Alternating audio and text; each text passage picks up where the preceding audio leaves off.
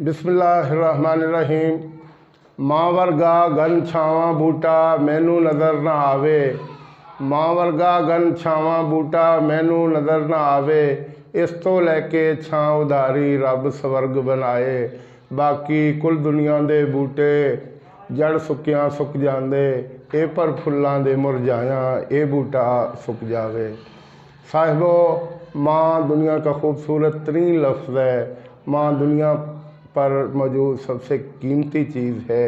माँ की वजह से कायनात में रौनक है और माँ की वजह से दुनिया में रौनक और खुशबू बिखरती जाती है।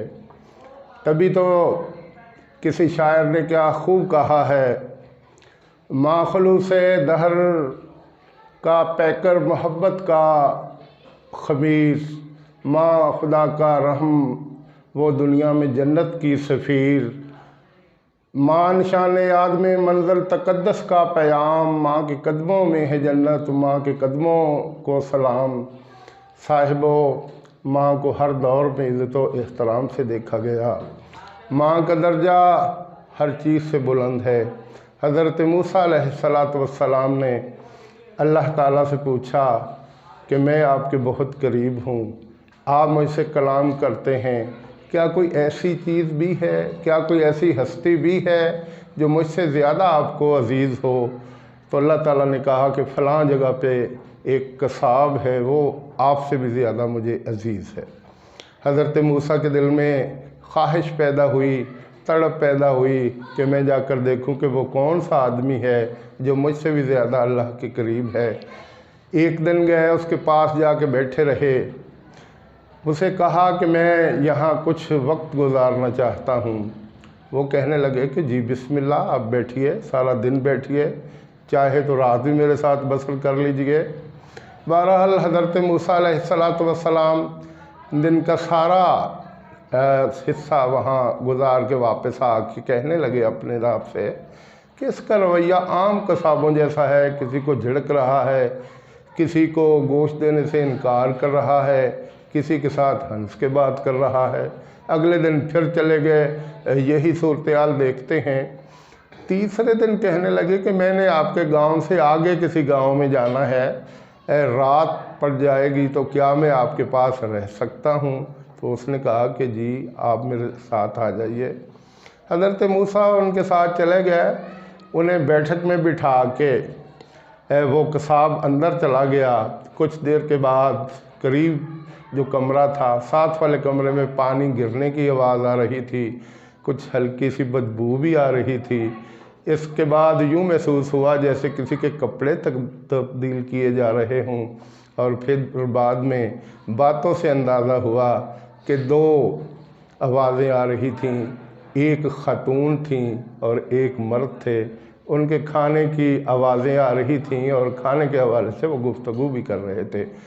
थोड़ी देर के बाद उस कसाब ने गुस्ल किया, अपना लिबास तब्दील किया, अपने और हज़रत मूसा के लिए खाना लेकर वो बैठक में आ गया। तो हज़रत मूसा उनसे पूछने लगे कि ये स्मेल कहाँ से आ रही थी, ये बातों की आवाज़ कहाँ से आ रही थी? उन्होंने कहा कि मेरे वालिदैन बूढ़े हैं और ख़ासकर वालिदा।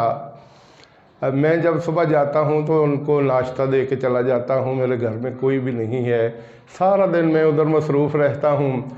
जब मैं यहाँ आता हूँ तो सबसे पहले मैं उन्हें अटेंड करता हूँ। कभी दोनों ही ऊपर छोटा बड़ा पेशाब किए बैठे होते हैं या कभी भूख से निढाल होते हैं।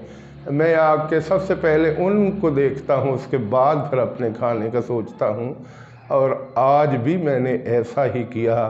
तो हज़रत मूसा अलैहिस्सलातु वस्सलाम कहने लगे, वाकई ये मुझसे ज़्यादा खुदा ताला के करीब हो सकता है। मैं पिछले साल मुल्तान बोर्ड के पेपर चेक कर रहा था, तो उसमें बहावलपुर के एक बच्चे ने बड़े खूबसूरत वाक़यात लिखे, जिनमें से एक ये था कि राजा रंजीत सिंह पंजाब का हुक्मरान था। एक दिन अपनी वालिदा से कहने लगा कि माँ, मैंने आपकी बड़ी खिदमत की, मुझे यूँ लगता है जैसे मैंने अपना फरीज़ा अदा कर दिया है। माँ हंसी, कहने लगी फिर आज अगर ये चीज़ चेक करनी है तो आज साथ मेरे साथ सोइए। اس نے کہا کہ ٹھیک ہے۔ وہ رات 12 بجے کے قریب دفتر سے اپنی میٹنگ آف کر کے آیا۔ جب وہ آیا تو اس کے بستر پر پانی کا چھڑکاؤ والدہ نے کر دیا تھا۔ اس نے بستر کو ٹٹولا، چھوا اور کہنے لگا کہ میں تو بہت تھکا ہوا تھا، آپ نے اس پہ پانی پھینک دیا۔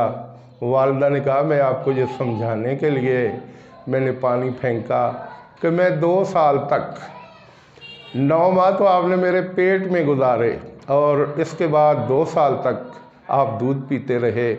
رات کو آپ اکثر پیشاب کر دیا کرتے تھے، جس سائیڈ پہ آپ پیشاب کر دیا کرتے تھے بستر کی وہ سائیڈ گیلی ہو جاتی، میں وہاں کوئی اور کپڑا ڈال کے خود لیٹ جاتی اور آپ کو خشک حصے پہ لٹاتی۔ اور یاد رکھیے آپ تو یہ محسوس کرنے لگے ہیں کہ آپ نے فریضہ ادا کر دیا۔ میرے خیال میں درد ذیل کے وقت اٹھنے والی ایک لہر کا حق بھی ابھی تک ادا نہیں کر سکے۔ تو رنجیت سے کہنے لگا کہ پہلے مجھے اس کا اندازہ نہیں تھا، آج مجھے اندازہ ہوا کہ آپ ٹھیک کہتی ہیں، میں غلطی پر تھا۔ شیخ سعدی کی کتابیں گلستان اور بوستان بہت مشہور ہیں۔ وہ لکھتے ہیں کہ ایک دفعہ ایسا ہوا کہ ایک اونٹنی کے 2 دعوے دار پیدا ہو گئے۔ ایک کہتا کہ یہ اونٹنی میری ہے، دوسرا کہتا کہ یہ اونٹنی میری ہے۔ جس شخص کی اونٹنی تھی وہ کہنے لگا کہ میری نظروں کے سامنے اس کے 3 بچے مر گئے چھوٹے چھوٹے۔ جب وہ مر جاتے تھے تو کئی دن اس کی آنکھوں سے آنسو بہتے رہتے تھے۔ میرا گمان ہے کہ اس کے دل پر اس صدمے کی وجہ سے نشانات ہوں گے، اس کو ذبح کر لیجئے۔ اگر اس کے دل پر 3 نشان ہوئے تو یہ اونٹنی میری، ورنہ اس کو دے دیجئے۔ پنچایت کی موجودگی میں اس کو ذبح کیا گیا۔ جب اس کا دل نکالا تو دیکھا تو اس پر نشانات کی بجائے 3 سوراخ تھے۔ تو سارے کہنے لگے کہ واقعی یہ اونٹنی آپ کی ہے۔ شیخ سعدی نے ایک اور واقعہ لکھا کہ ایک بدبخت شخص کسی عورت کے ساتھ ملوث تھا، اس سے شادی کرنا چاہتا تھا۔ اس نے کہا کہ میں تب آپ کی محبت کو حقیقی مانوں گی، آپ اپنی والدہ کا دل نکال کے لے آئیے، پھر میں آپ کی محبت کو سچا سمجھوں گی۔ اس کمبخت نے اپنی ضعیف والدہ کو قتل کیا، سینہ چاک کیا اور دل نکال کے پلیٹ میں رکھ کے بڑا خوش اپنی محبوبہ کی طرف جا رہا تھا۔ راستے میں پاؤں کسی چیز میں الجھا، وہ گرا تو اس دل سے آواز آئی، اے پتر کتے سٹ تے نہیں لگ گئی۔ یہ ہوتی ہیں مائیں اور یہ ہوتا ہے ان کا پیار۔ کسی نے کیا خوب کہا ہے،